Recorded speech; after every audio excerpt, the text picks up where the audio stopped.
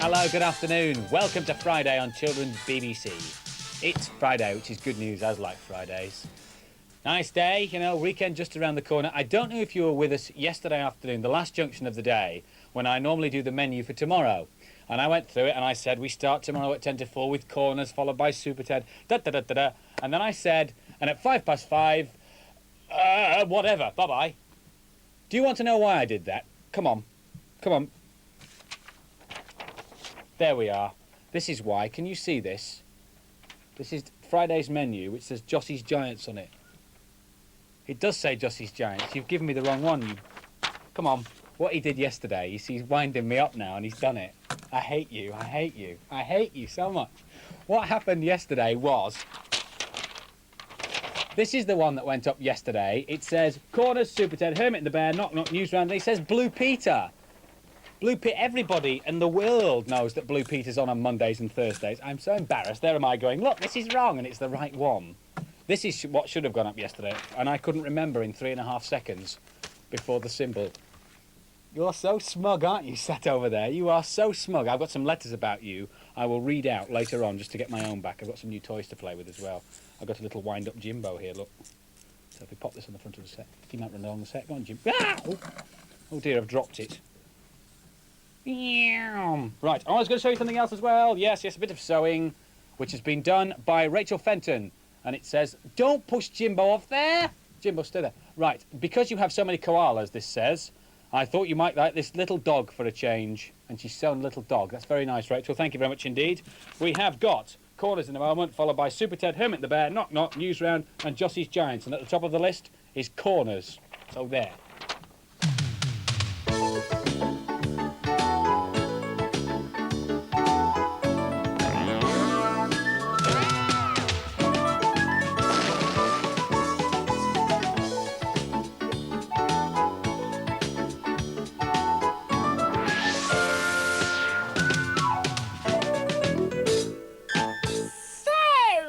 Shinker, Joe getting told off, eh? Look at that. Me being told off by the old Professor Saltminer on his duck telephone. I think I got him out the bath too early. I'm going to hang that on me wall, Barry, with all these lovely clown drawings. Loads of clowns, and more about clowns later on, I think. Oh, Joe! Simon!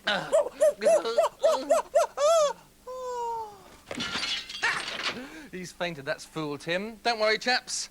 It's not real blood. It's a bandage that I've brought to help answer Evelyn Airy's question, what do people in films use for blood? Because I keep on getting told it's tomato sauce. Well, in the days of black and white television, they used to use tomato sauce sometimes because it had the right sort of gooiness to it. But these days, you've got colour television and colour films. They use other things, they being the makeup people. One of the things they use is called Kensington gore. And that's it. It looks quite bloody, doesn't it? And it was invented by a chemist called John Tyngate. And he wouldn't give the recipe, though it does look pretty realistic, doesn't it? Look at that.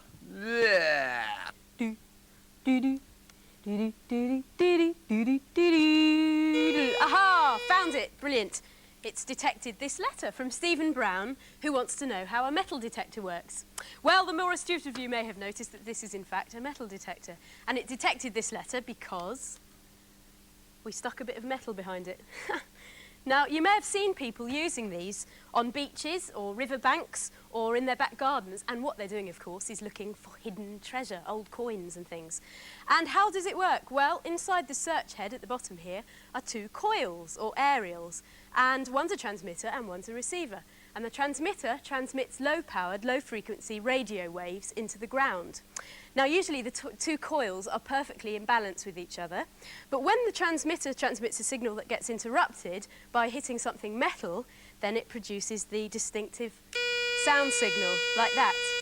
Now, to demonstrate the metal detector even further, I need the help of my beautiful assistant. Beautiful assistant. Yes, well, he'll do, I suppose. Now, he has 1 coin, which he will place in 1 bucket, and I will turn my back. Ready. Right, now I'm going to do a bit of detection here. Only hope I don't get an old rusty nail or something like that. Aha! Aha! Aha! Something in here. And it's the treasure, Jim lad. Ha-ha. Okay, chaps, it's not made of metal. You can eat it, and it's a pretty funny shape. Any ideas as to what it is? Yes? No? Well, we took this to Keston Junior School recently and asked Paul, Stephen, Emily, and Victoria. Okay, chaps, what do you think this is, and what do you think it does? What do you think it is?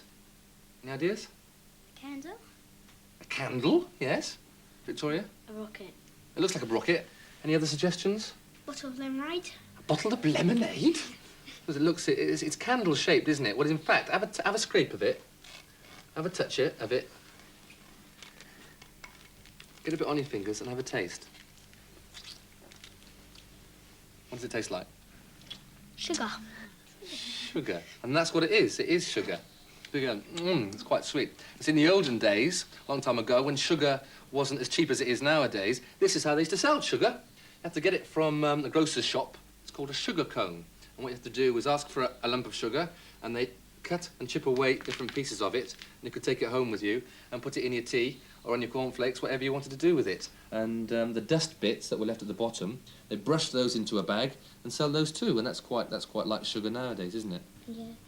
Now, it was made by putting sugar crystals into boiling water, and then you'd get the whole mixture and boil it all up, and then you'd put the solution into a mould, and the mould would be cone-shaped like this. It would be that way around, and all the water would slowly strip out. At the bottom, there was a stopper, and it would drip through the stopper that bung up the bottom, and it would slowly go hard. That's quite hard, isn't it? And after leaving it for a while, it was quite heavy as well. After leaving it for a while, it would all dry out, and then you'd have your sugar cone. All right, then, chaps, have one last scrape of it. Try and get a bit off. Who likes tea? Me. Me. Who likes sugar in their tea? Me. Emily, how many lumps do you take? One. Well, here's 1 lump of sugar for your tea. Just one, eh? 7, 8, 9. Lovely. None. Hey, what's Joe. going on? Well, this is the most brilliant invention that's been sent in by Ruth Irvin, and it's a bird table organiser. Now, it's got a spade on the front, and that's meant to scrape old food and snow off the bird table, or in this case, unhealthy food like sugar lumps. And then on the top, it's got a jug, and you pour bird seed out of that, or even water.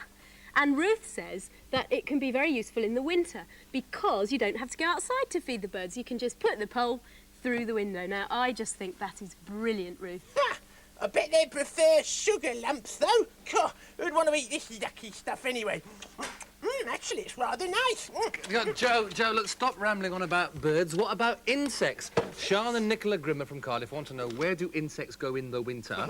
And Zoe Collard would like to know why bees hum. Why bees hum? Because they don't know the words. Because they can't whistle.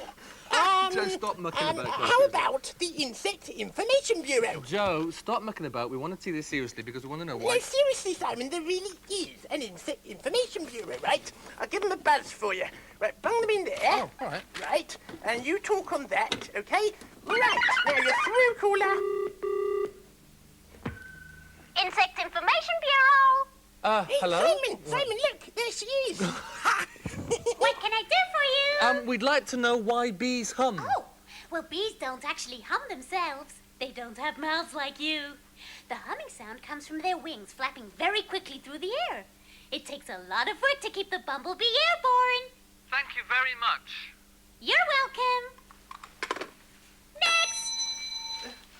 Yes, hang on. Oh, very sorry. Yes. Hello. Would you mind awfully telling me where ladybirds go for the winter? Oh, ladybirds. They usually find their way indoors to keep out of the cold. Find yourself a nice roof or house or garden shed to spend the winter. Shed? A shed? Moi?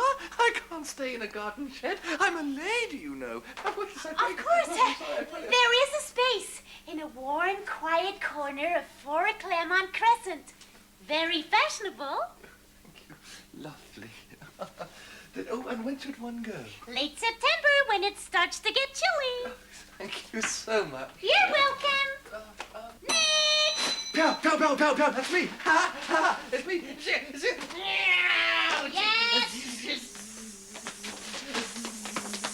Yes! Where do flies go? In the winter, in the winter. Where do flies? Pow, pow, pow, go! One moment. One moment, one moment.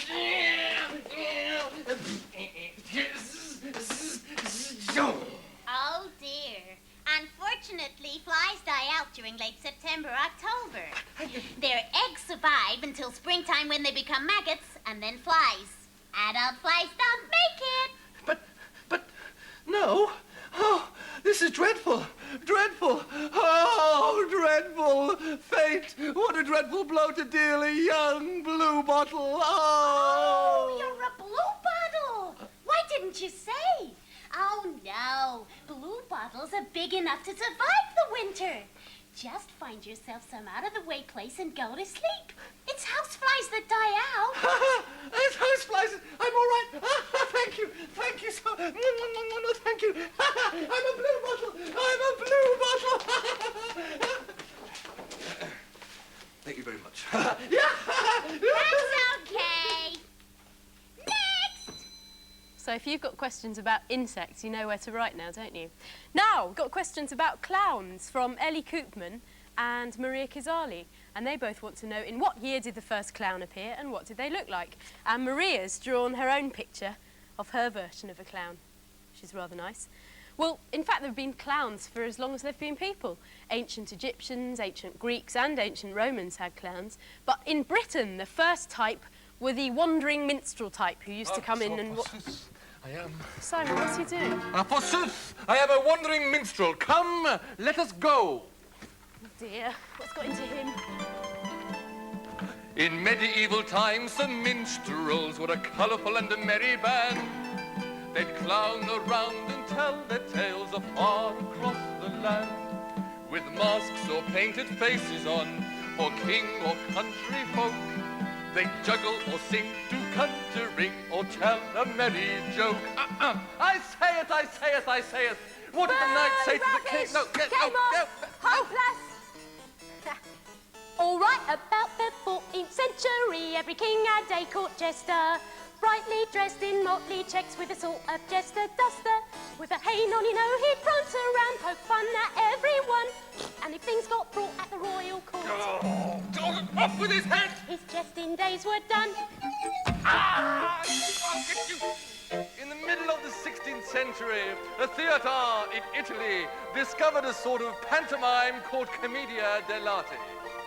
The characters all clowned around, wore masks throughout the play. And from these burlesque characters come the clowns we see today. For example, Mr. Punch from the Commedia dell'arte had a hooked nose and a pointed hat and developed into Mr. Punch from Punch and Judy. That's the way to do it. No, that's the way to do it. Ah! And then there was the Harlequin who wore triangular bits, occasionally a mask. He was great at acrobatics. And what about the hero, the saddest of the clans? With his white clothes and his painted face, he was always feeling down.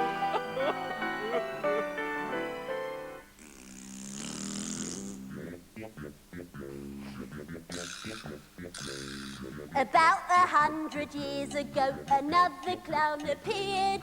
He wore his costume upside down and everybody cheered. Hooray! His wig was back to front, his coat the wrong way round. He moved about so clumsily, they called him an August clown. And now, ladies and gentlemen, the Corner Circus Clowns present the Daredevil Coat Wooka! Thank you! Thank you!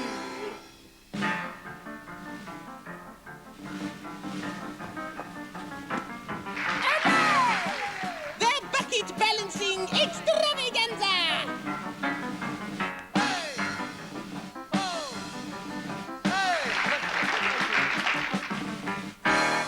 The Stupendous Stunt Cyclist! No brakes!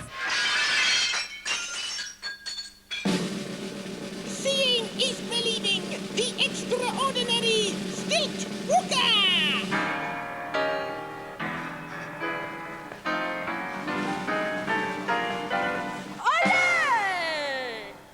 Sophie, don't forget to tell them about next week. Oh, yeah. Next week's Corners is the last of the series. Boo. But we'll be back in the autumn. Hooray! Next week, Corners won't be on a Friday. It'll be on a Thursday. Hooray! So don't miss it, okay? Whoa, Bye! But now, prepare to be amazed by the incredible acrobatic insects with the end puzzle. A butterfly, a caterpillar, a dragonfly, a beetle, grasshopper, bee, a spider and a ladybird, right? Now, they're all going to move around a bit and 2 will be missing by the end of the music, so keep watching.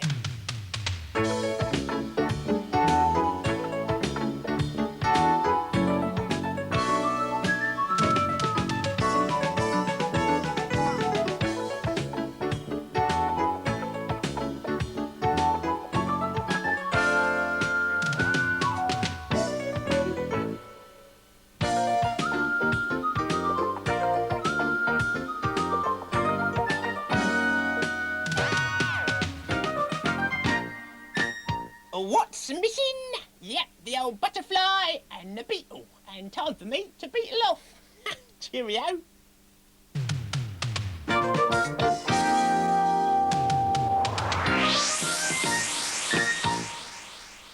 And as the gang said, they are back next Thursday because Friday is Good Friday and CBBC has got the day off.